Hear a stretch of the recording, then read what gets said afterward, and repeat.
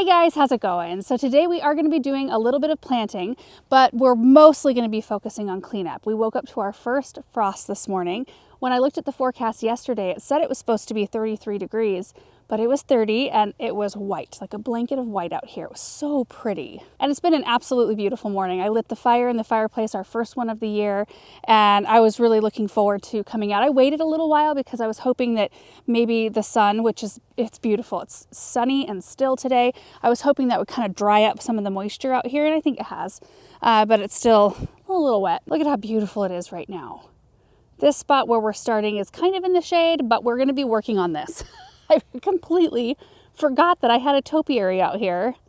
Doesn't really look like a topiary anymore, but I'm hoping by the end of our project that it does again. It is a triple ball, like a 3-tier topiary underneath all of that scraggly growth. So we're going to take after that. I was thinking that we'd probably cut back this Veronica as well. And this is an example of White Wands Veronica that was never cut back after its first flush of bloom. So it gets kind of enormous, a little bit unruly, and you can see that there's still color. There's still quite a lot of blooms that the pollinators really do come and visit, but there's tons of flowers still out here, and I'm kind of looking forward to getting this mass sort of taken care of. And we're just going to go around and find things that need attention, like this container. This is the Delta Silver River.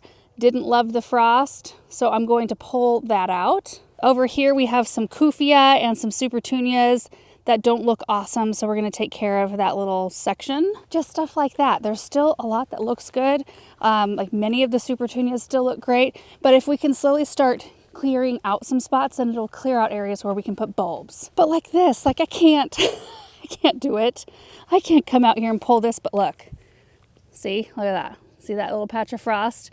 This area will look like this until the sun hits it this afternoon. Okay, so we're gonna use our newly sharpened and cleaned Felcos to take after this. So let's get this done. P.S. The plant we're gonna put in the ground today is a new Nepeta, and it looks rough, so don't judge it. It has been in the high tunnel all season long. This is one called Catwalk Queen, 10 to 12 inches tall, about 20 inches wide, zone 3 through 8 probably. Yep, zone 3 through 8. And these are supposed to have an extended bloom time and really big flowers, like bigger than other varieties. Look at that, that's really pretty. So you can see that this one needed to have been sheared back a while ago as well, but we can just get them in the ground. They'll be totally fine, and we'll come back next year looking beautiful. Oh, just roughing them up a little bit. It smells good. It's like a nostalgic smell for me. Anyway, we'll tackle that when we get to it. Okay, I'm back behind it. I think that's going to be the easiest approach. I'll probably do just a rough trim first, and then we'll tighten it up.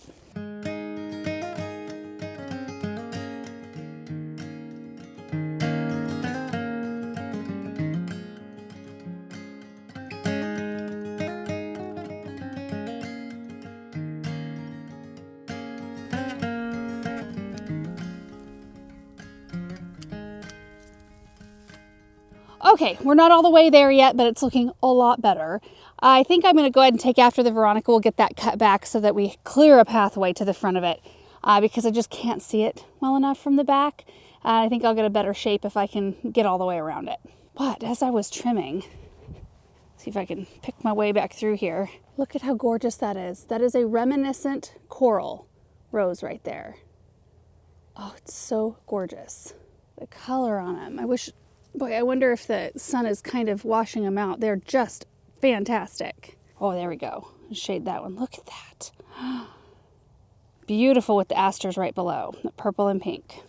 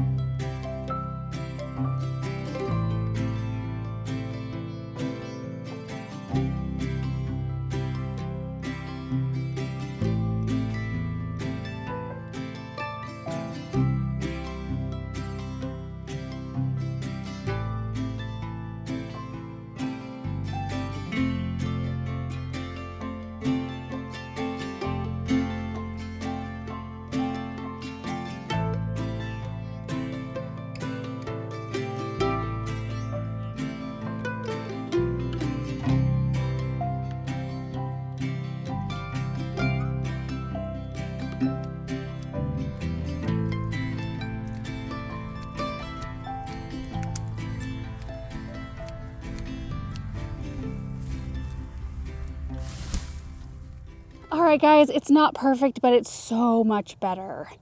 And really, if I expect these bottom 2 layers to fill in a little bit more broad so I can get them more rounded like this, I'm going to need to be more mindful about keeping it clear around them. I think the top just does so much better because it's so much more free. It has a lot more air and sunshine to it, and I think that I need to be, just more mindful of that next year. It's always been more scraggly and thin down at the bottom, even since I bought it, but I was kind of hoping putting it out here, it would have a chance to grow, and all 3 layers had new growth, a lot of new growth. But these just had a little less than the top layer. And of course, it's one of those situations where, we could stay out here forever and really try to get it perfect, but is it worth it? Probably not. Also, the white wands Veronica being cut back, it looks so much better. We need to remember to cut this back next year, in middle of the season. We have a couple other areas where we've got this plant, and it's probably one of the top 5 for pollinator attracting plants, but the other ones we did remember to cut them back, and they look so much better, a lot more compact, full of flower. They just look really good. I think this one just being tucked back here, it tends to be out of sight for me. All right, so now we are just going to back up down the way and clean out those other couple areas. Also, oh my goodness, so this plant right here, this is lemon balm, and it was kind of all mixed up in with the Veronica, so I cut some of it back, but oh, the smell. Oh, if I want something to take me right back to my childhood, this is it. Oh my goodness. Like I can picture where I'm sitting, what it sounds like, what it smells like, in my parents' garden. I had to rearrange everything. I had to bring the plants up here, stinky biotone up here. It's my passenger, so I had room in the back for all the debris. Just like face it away from me, maybe. Ugh.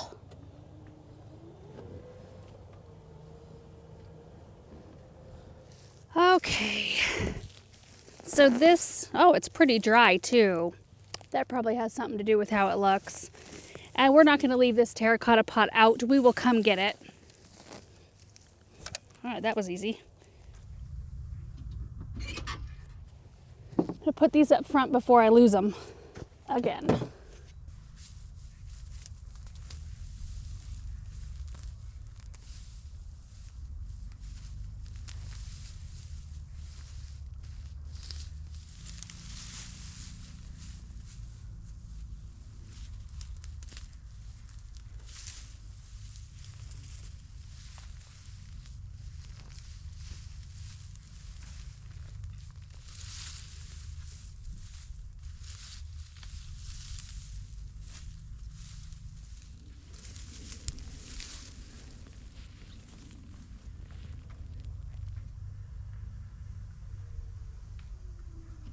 That looks better. I had that kufia kind of intermixed with all the sedum and all the other stuff in here.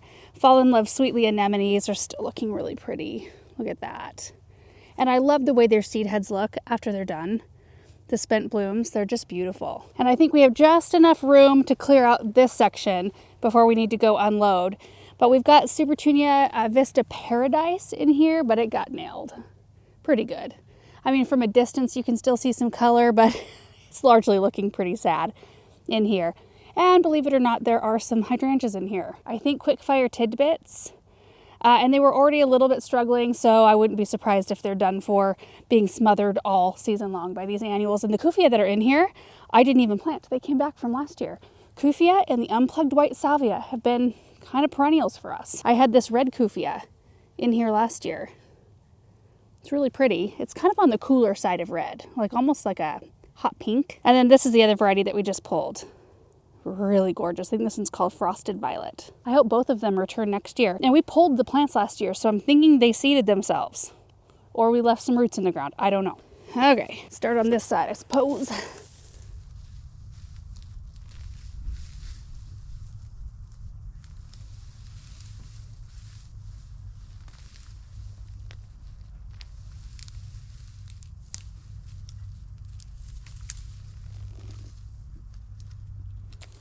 There's one of the hydrangeas.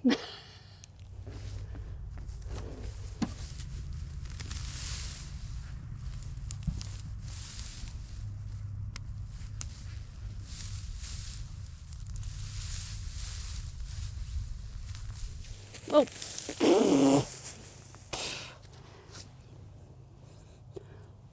sprayed myself with dirt. Ugh. I think I garden with my mouth hanging open most of the time because I end up with a lot of dirt in my mouth. I need to keep my mouth shut. My goodness. Here's the other hydrangea. Not looking too lively. Oh gosh, I love this. This is so nice out here. I'm gonna have to shed a layer. But oh, it feels good just to tidy things up a bit. Out enjoy this fresh weather.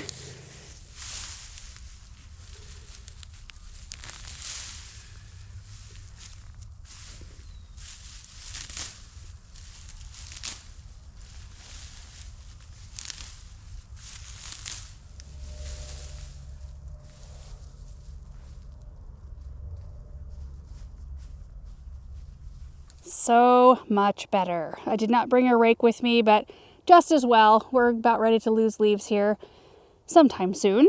But you know what does real well are these proudberry coral berries. My goodness. Tons and tons of berries. And no more hydrangeas left. They've been struggling there for probably, I want to say this was going to be their third or fourth season. They never really did well from the moment I put them in. They must not have liked something about this spot, or we must not have had the water right or something like that. But they just didn't thrive, clearly. So I wasn't too particular when I planted around them this spring. I kind of knew that, you know, the Vista Supertunia would probably take over. And now we have it cleared out to do something different next spring. We need to go take care of this now.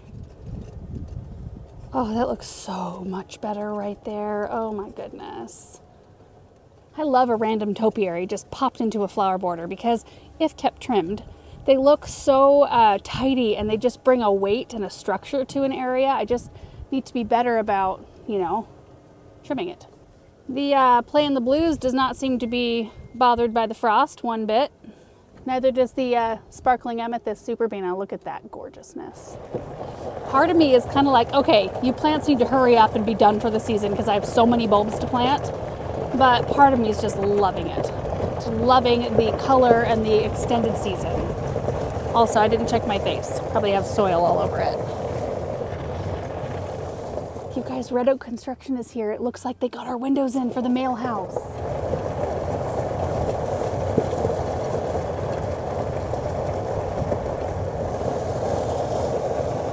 All right, tumbleweed, I don't think so.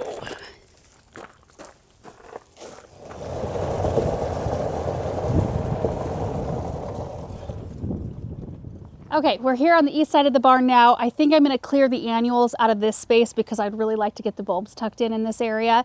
And there is still some color again, but largely looking pretty rough. My goal is just to fill the gator one more time before we move on to planting the Nepeta. Still some color on the saffron finch, and this is the Rockin' Fuchsia.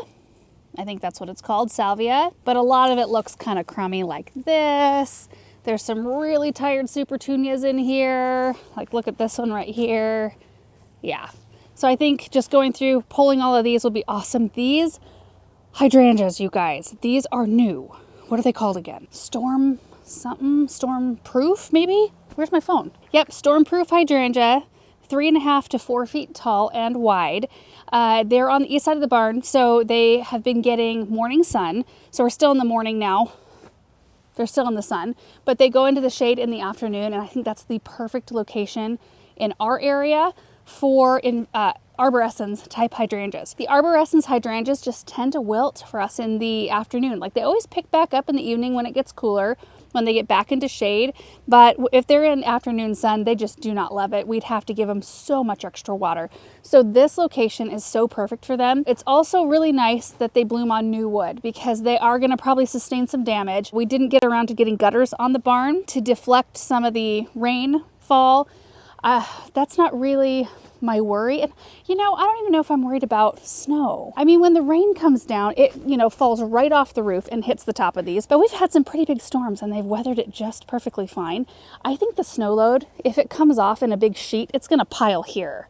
It's not going to come and then just immediately fall straight down. It might get some of it, some damage. I don't know. We'll have to see how that goes. I would be more worried about like this boxwood right here. So I might cage a couple of these, like with some real decorative cloches or something like that, just to keep them from splaying out from snow load, because those are the more permanent things. We can cut hydrangeas back, and then because they bloom on new wood, they'll bloom still on the wood that they produce during that growing season. Hey. And then we also have a climbing rose here that I need to do some training. This is a Strawberry Hill. It's a David Austin, and it's so pretty. Look at that color. I mean, not the best example because this one's kind of like her, a little sad. But, oh, they're so pretty. And my hope is to possibly find either one to put on the other end, or maybe 4 more and put in between each window. They're a small climber, so if I could train them up on this wall, wouldn't that be beautiful? I think it would be beautiful, but as I am saying that, these tulip trees get absolutely massive, and that probably won't work because they're going to shade this area. Dang it. I'm dashing my own hopes. Better that than to plant them all and not have them bloom because they're not getting enough sun. Anyway, all that said, let's get these annuals out.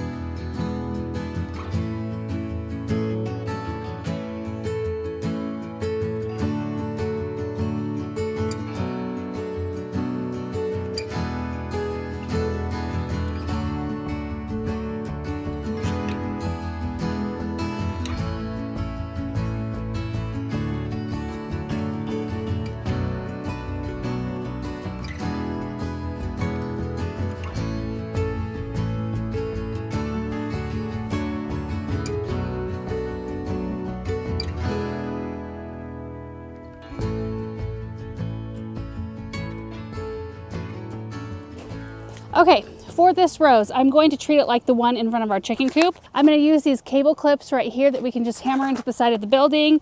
And then I use this soft, what's it called? Soft wire tie, light duty. And then you can kind of put the canes wherever you want them to be. So I got to figure out which ones of these I want to save, which ones need to be clipped away, and so on, so forth.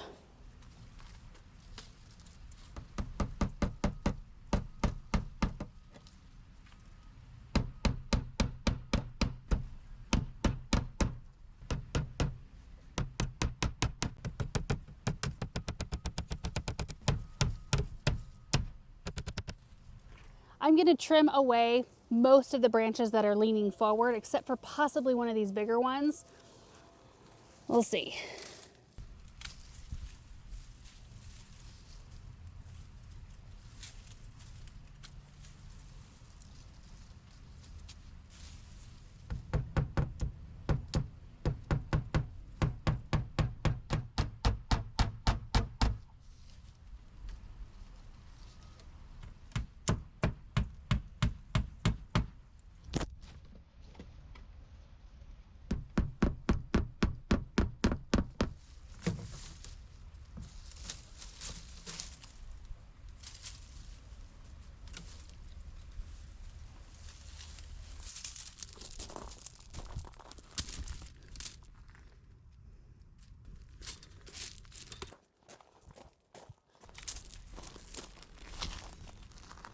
Oh, these might not be big enough.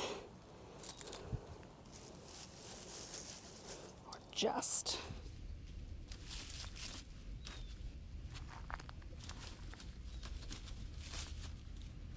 All right, we got the bed cleared out. It looks so good. It really lets those hydrangeas shine. Also got the rose trimmed and tacked onto the wall in the classic fan shape.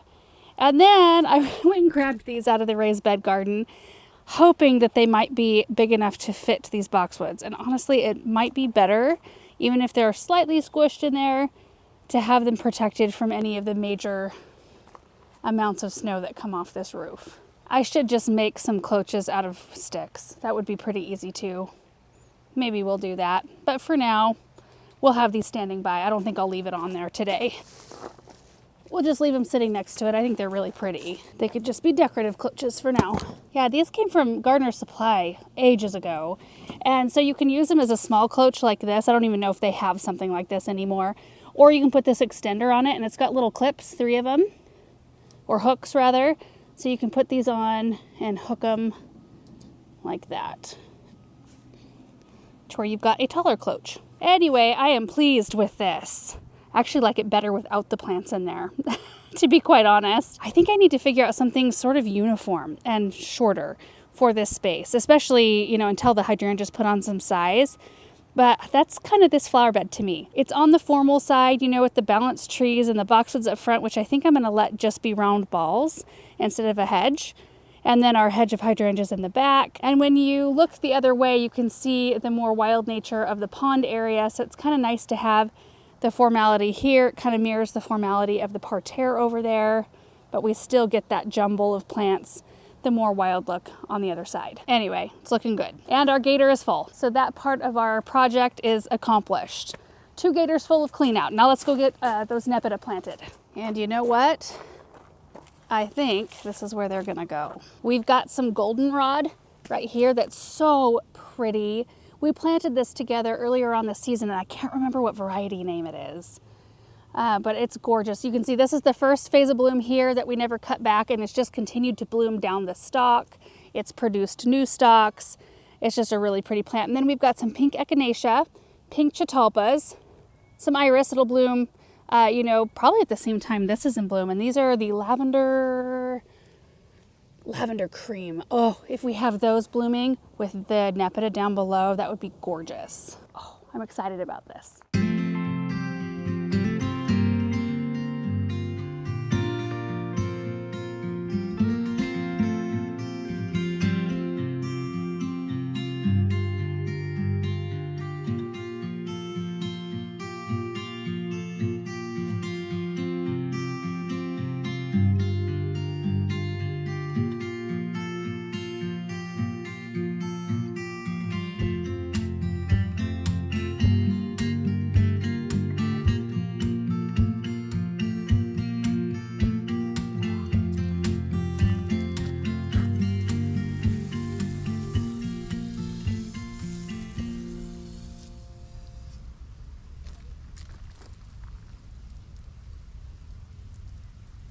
All right, so I ended up with 6 right here, and then I popped the 7th one kind of in between the goldenrod and the echinacea to kind of break it up just a little bit.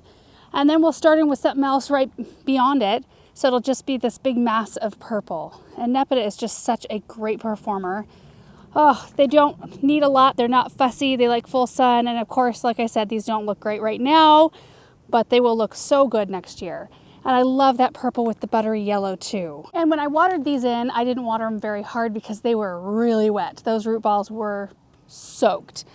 So I didn't really want the root balls to take on a ton more water. I just really wanted to settle the soil around the root ball. So I just gave them enough to do that. We should be good to go. And there's such a pretty view from this spot. If you look through here, look at how pretty this little area is. I can see the little bubble of water from the fountain area back here. The leaves on the ground, which we're about ready to do a big clean out of this area. We're almost done. The sensation box elders lose their leaves first every single season, so we kind of let them fall, and then we go through and do a big cleanup and clean them out of the pond and all of that. It's just crazy to me that the only things that existed in this space, well, in this space, the only thing that existed last year until about October, beginning of October, was this tree right here. Everything else has been put in since last October, in the last year. And then going this way, the only things that were there a couple of years ago were the black lace elderberry and then the sensation box elder that's just beyond it. Oh, it's just morphed. This whole space is just absolutely beautiful. I love it. And you guys, that is going to do it for today's projects. A little bit of clean out, a little bit of planting, the best kind of day. Oh, it makes me feel so motivated just to get out and set a goal for myself. Usually, like, I want to get either this flower bed done or I want to fill up the gator 2 times or 5 times, depending on how much time I have. I just love that. Russell, what are you doing? Yeah, you're a good boy. You're a good boy. You almost matched the leaves. Anyway, thank you guys so much for watching, and we will see you in the next one. Bye.